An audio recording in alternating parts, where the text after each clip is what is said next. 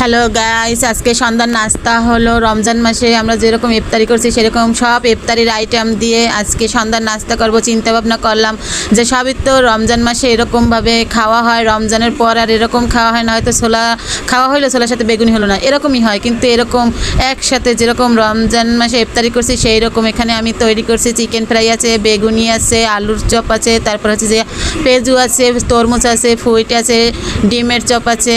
এগুলো সব মিশিয়ে আমরা একটা সন্ধ্যার নাস্তা আয়োজন করছি।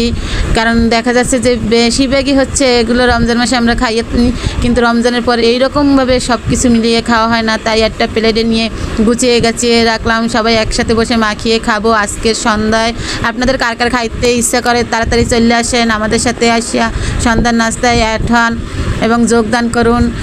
দেখেন কি সুন্দরভাবে সব কিছু নিয়ে আসি। এটার সাথে একটু মুড়ি ছোলা দিয়ে মাখানোর সময় একটু পেস্ট অ্যাড করব। এই তো কি সুন্দরভাবে সব কিছু নিয়ে আমরা সবাই একটা সন্ধ্যার আড্ডা তৈরি করছি। এই আড্ডায় আমরা সবাই আছি। দেখেন কীভাবে আছে। আসেন, আপনাদের কার কার খাইতে ইচ্ছা করে আপনাদের সবাই দাওয়াত রইল আমাদের এই সন্ধ্যার আড্ডায়। আপনারাও যোগদান করুন এই আড্ডায়। অবশ্যই জানাবেন আজকের আমার সন্ধ্যার নাস্তাগুলো কেমন হইলো। ভালো হইলে অবশ্যই জানাবেন। সবাই ভালো থাকবেন, সুস্থ থাকবেন। আল্লাহ হাফেজ। আর যার যার খাইতে ইচ্ছা করে চলে আসেন।